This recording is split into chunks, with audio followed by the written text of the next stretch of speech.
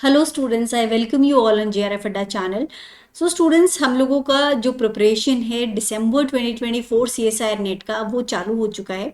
और एग्जैक्टली क्या स्ट्रैटेजी हमें लेके चलनी चाहिए, ये हम आज डिस्कस करने वाले हैं। स्ट्रैटेजी की ज़रूरत इस एग्ज़ाम में इसलिए ज़्यादा है क्योंकि एक तो सिलेबस बहुत ज़्यादा होता है, काफ़ी जो वास्ट सिलेबस है उसको हम किस तरह से कवर करें, विद इन टाइम कवर कर लें।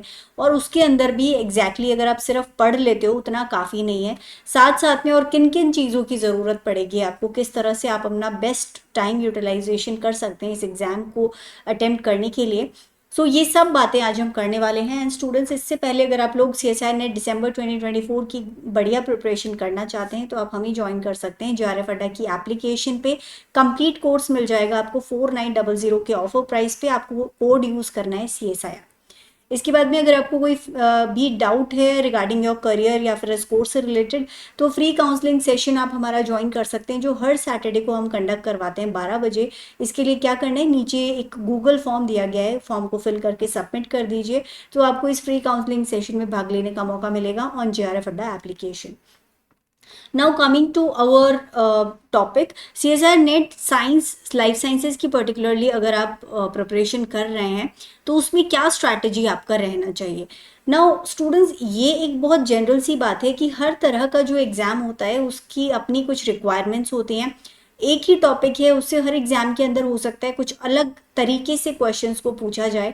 ये CSIR नेट की खासियत है कि बहुत सीधे और सिंपल सवाल नहीं पूछे जाते। टॉपिक वही होगा लेकिन उसको थोड़ा सा एक्सपेरिमेंटल अप्रोच आप कह लो, या रिसर्च बेस्ड जो आपका एक अप्रोच है वो आपको डेवलप करना पड़ेगा, तभी इन क्वेश्चंस को आप इजीली अटेम्प्ट कर पाओगे। ऑल्दो बच्चों के साथ प्रॉब्लम क्या आती है कि अच्छे से उन्होंने पूरा थ्योरी पढ़ लिया होता है, बट स्टिल जब वो एग्ज़ाम देने जाते हैं तो वहाँ पे किस चीज़ में लैक रह जाते हैं, वो किस चीज़ में लैक करते हैं कि उनको लगता है कि सेम टॉपिक जो हमने पढ़ा है उसी पे बेस्ड क्वेश्चन बना था, लेकिन उसको एग्जैक्टली कैसे सॉल्व करना है और जो ऑप्शन है उनको कैसे सेलेक्ट करना है हमें समझ नहीं आया। इस चीज़ को अवॉइड करने के लिए जब आप प्रिपरेशन शुरू कर रहे हैं तो ऑलरेडी अपना जो स्ट्रैटेजी है उसको अच्छी तरह से फॉलो करें। किस तरह से आपको प्रिपरेशन करनी है ये हम आज देखने वाले हैं। सबसे पहला क्वेश्चन है, सबसे अच्छे से आपको टाइम यूटिलाइज करना है अपना, क्योंकि हमारे पास में बहुत लिमिटेड टाइम है। जैसे आप लोग को दो एग्जाम्स के बीच में ऑलमोस्ट 5.5-6 महीने का गैप रहता है। इस गैप को आप कैसे यूटिलाइज करें ना। इस बार का जो पर्टिकुलर एग्जाम था, इस एग्जाम में तो अब क्योंकि डिले और हो गया था, तो आप लोगों के पास ऑलमोस्ट अभी से अगर देंगे तो 4 मंथ्स का टाइम आपके पास में है। अब इस 4 मंथ्स के अंदर आपको अपना जो बेस्ट टाइम यूटिलाइजेशन है वो करना है। इसके लिए आपको क्या करना है, अपना टाइम फिक्स कीजिए कि एक यूनिट को करने के लिए आपको कितने दिन देने हैं। वो टाइम यूटिलाइज करके और उस बेसिस पे आप यूनिट वाइज टाइम डिसाइड कर लीजिए और उसके बेसिस पे आप अपना प्रिपरेशन कीजिए। ये सबसे अच्छा होगा कि ताकि जो आपका ऑलमोस्ट अगर आप 3 महीने के टाइम के अंदर अंदर अपना 3 महीने जब लास्ट हो तब तक अगर आपका प्रिपरेशन कंप्लीट हो जाता है तो लास्ट 1 महीने में आप अच्छे से अपना जो क्वेश्चंस प्रैक्टिस है वो कर सकते हैं और रिवीजन कर सकते हैं। और थोड़े बहुत जो टॉपिक्स आपको लगता है इंपॉर्टेंट टॉपिक्स रह गए थे उनको आप साथ साथ में कर सकते हैं। ये आपका अप्रोच रह सकता है। अब आपको बहुत अच्छे से बहुत हार्ड वर्क करना होगा डेफिनेटली इस गोल को अचीव करने के लिए, क्योंकि बहुत वास्ट सिलेबस है एग्जाम का। नाउ साथ साथ में ज़रूरी ये है कि जब आप अपनी प्रिपरेशन कर रहे हैं 4 महीने में से, अगर अभी जो 4 महीने बचे हैं उसमें से फर्स्ट 3 मंथ्स जो अब हैं, मतलब अगर नवंबर एंड तक आप अपना सिलेबस अच्छी तरह से पूरा कर लेते हैं तो आप लोगों के लिए बहुत अच्छा रहेगा। दिसंबर के जो कुछ दिन हैं वो आप अपना रिवीजन के अंदर डाल सकते हैं। आपको ये अपना गोल रखना है कि नवंबर लास्ट तक आपको अपना सिलेबस कंप्लीट कर लेना है। इसके साथ में ज़रूरी है रिवीजन करना। जो भी टॉपिक आप पढ़ रहे हैं उसका, जैसे आपने आज जो भी टॉपिक पढ़ा है उसको आप कल थोड़ा सा रिवाइज कर लीजिए और इस तरह से डे वाइज रिवीजन रखना है। और उसके बाद में वीकली एक दिन जो भी आपने अभी तक पढ़ा है उसको साथ साथ में देखते रहेंगे, तो ये जो पर्टिकुलर छोटा छोटा टाइम जो आप स्पेंड कर रहे हैं रिवीजन के अंदर, लास्ट में आपको बहुत बड़ा प्रॉफिट देके जाएगा। बिकॉज आपके जो टॉपिक्स हैं वो साथ साथ में ब्रश अप होते रहते हैं, आपको याद रहते हैं। रिवीजन करना बहुत ज़्यादा इंपॉर्टेंट होता है हर एक बच्चे की प्रिपरेशन में, और इस पर्टिकुलर पॉइंट को बच्चे जनरली लैक करते हैं। वो इस चीज़ को अवॉइड करना चाहते हैं कि ये टॉपिक तो हो गया, इसको अब लास्ट में देखेंगे, ये मैंने कर लिया है। बट लास्ट में जब हम उस टॉपिक को खोलते हैं तो हमें लगता है हम नए सिरे से दोबारा उस टॉपिक को पढ़ रहे हैं, उसमें बहुत ज़्यादा टाइम लग जाता है। सो रादर देन दैट, जब जो टॉपिक मैंने आज पढ़ा है उसको अगर मैं कल रिवाइज करती हूँ या एक हफ्ते बाद रिवाइज करती हूँ, तो उसको रिवाइज करने में बहुत कम टाइम लगेगा, बिकॉज वो मेरे दिमाग में अभी फ्रेश होगा। और जितना ज़्यादा बार मैं उसको देखती रहूँगी, फिर पन्ने पलटने से ही आपको टॉपिक याद आने लगेगा। तो उतना अच्छे से अगर आपकी प्रिपरेशन हो जाती है तो आप लोगों के लिए बहुत फ़ायदेमंद रहेगा लास्ट टाइम में, कि आपको ज़्यादा टाइम रिविजन के अंदर ना स्पेंड करके जो आपका रिसर्च एप्टीट्यूड बेस्ड क्वेश्चंस हैं उनकी प्रैक्टिस में आप अपना टाइम स्पेंड कर पाएंगे। नाउ थर्ड एक इम्पॉर्टेंट क्वेश्चन है, कितने यूनिट्स आपको कवर करने हैं। सो स्टूडेंट्स, टोटल 13 यूनिट्स आते हैं और हर एक यूनिट के अंदर बेसिकली काफ़ी ज़्यादा सिमिलर सा ही जो मार्क्स डिस्ट्रीब्यूशन है वो रहता है। बाई चांस कभी किसी यूनिट से हो सकता है कम ज़्यादा आ जाए, अदरवाइज इक्वल डिस्ट्रीब्यूशन है सभी यूनिट्स के अंदर स्कोर का। तो इसके अंदर ऐसा कुछ नहीं है कि अगर आप कोई पर्टिकुलर यूनिट करेंगे तो उसमें से ज़्यादा क्वेश्चंस बनने वाले हैं। नाउ हमारे पास में ऑप्शंस होते हैं, क्योंकि हमारा जो पेपर है 3 पार्ट में बटा है, सेक्शन ए, बी और सी। सेक्शन ए आपका पूरी तरह से मैथ्स और एप्टीट्यूड बेस्ड पार्ट होता है। सेक्शन बी और सी जो है दोनों सब्जेक्ट बेस्ड टॉपिक्स आपके हैं। सेक्शन ए के अंदर एग्जैक्टली आपको 15 क्वेश्चंस करने होते हैं out of 20 questions. Section B के अंदर आपको करने होते हैं 35 क्वेश्चंस आउट ऑफ 50, और सेक्शन सी के अंदर आपको करने होते हैं 25 आउट ऑफ 75। सो ये आपका जो टोटल क्वेश्चन अटेम्प्टिंग है वो आपका रहता है। सेक्शन ए में जो 15 क्वेश्चन है, हर एक क्वेश्चन 2 मार्क्स का रहता है। सेक्शन बी में 35 जो क्वेश्चंस आप करेंगे वो भी 2 मार्क्स के रहेंगे। और सेक्शन सी का हर एक क्वेश्चन जो 25 क्वेश्चंस कर रहे हैं वो 4 मार्क्स का एक क्वेश्चन रहने वाला है। सो यहाँ पर हमारे पास में काफ़ी ज़्यादा ऑप्शंस हैं, और इन ऑप्शंस के होने की वजह से, और क्योंकि बहुत वास्ट सिलेबस है, टाइम हमारे पास लिमिटेड है, तो मैं सजेस्ट करूँगी आप 2 यूनिट या 3 यूनिट इसके अंदर से स्किप कर सकते हैं। अगर आपने थोड़ा बहुत भी प्रिपरेशन पहले नहीं कर रखा है, अगर आपके पास में साल भर का टाइम है, साल भर का टाइम आप लेके चलते हैं, तो ट्राई करें कि आप मैक्सिमम यूनिट्स को कवर कर लें।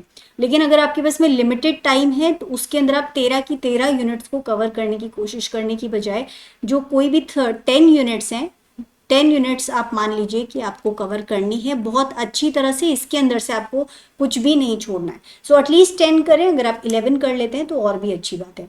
सो आप अपना जो टाइम है उसको इसी अकॉर्डिंग से डिवाइड कर लें कि आपको नवंबर एंड तक अपना जो सिलेबस है उसको अच्छी तरह से कंप्लीट कर लेना है। साथ साथ में रिविजन चलता रहना चाहिए। और सबसे इम्पॉर्टेंट चीज़ है, जैसे ही आपका टॉपिक कंप्लीट होता है तो कोई एक ऐसी बुक मंगवा लें जिसके अंदर previous year questions topic wise दिए हुए हो।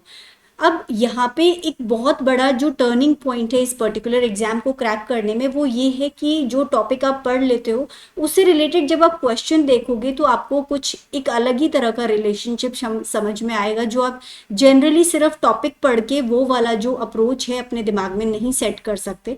सो आपको काफ़ी अलग तरह से क्वेश्चंस मिलेंगे, अलग तरह से क्वेश्चंस पूछे जाते हैं, और यही की पॉइंट है आपका एग्जाम क्रैक करने के लिए। बहुत से बच्चे मैंने ऐसे देखे हैं जिन्होंने बहुत अच्छी तरह से सभी 13 यूनिट्स प्रिपेयर की, लेकिन क्वेश्चन प्रैक्टिस अच्छे से नहीं करा और इस वजह से उनका सिलेक्शन नहीं हो पाया। और कुछ बच्चों ने कुछ यूनिट छोड़ करके भी क्वेश्चन प्रैक्टिस के साथ में प्रिपरेशन करके जेआरएफ क्रैक किया है। सो स्टूडेंट्स, सभी तरह के स्टूडेंट्स होते हैं, और जो इम्पोर्टेंट चीज़ें हैं वो अगर आप मिस आउट कर देंगे तो आपकी कड़ी मेहनत भी आप लोगों के लिए हेल्पफुल नहीं रह पाएगी। सो बहुत ज़रूरी है कि सबसे पहली जो स्टेप है वो आपको प्रिपरेशन करना है with in time, hard work करके।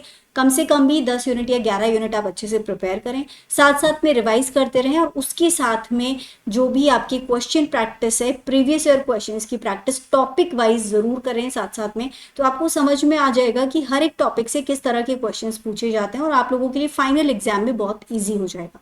इसके बाद में आता है आपको अपना जो प्रिपरेशन है उसको इवैल्यूएट भी करना है कि जो मैं प्रिपेयर कर रहा हूँ या कर रही हूँ उसके लिए क्या मेरा अप्रोच सही जा रहा है। सो स्टूडेंट्स, ये भी वही है कि अगर आप प्रीवियस ईयर क्वेश्चंस को सॉल्व कर पा रहे हैं तो इसका मतलब डेफिनेटली आपका अप्रोच सही है। और अगर आप कुछ ऐसा देख रहे हैं कि जो मैंने पढ़ा है उससे रेलिवेंट क्वेश्चन के अंदर कुछ दिया नहीं है, सो यहाँ से आपको ऑलरेडी अपना एक आइडिया आ जाएगा कि जो मैं पढ़ रहा हूँ या पढ़ रही हूँ वो सही जो मटेरियल है वो अप टू डेट नहीं है। आपको एग्जैक्टली उसके अकॉर्डिंग पढ़ना है जिस तरह के क्वेश्चंस पूछे गए हैं।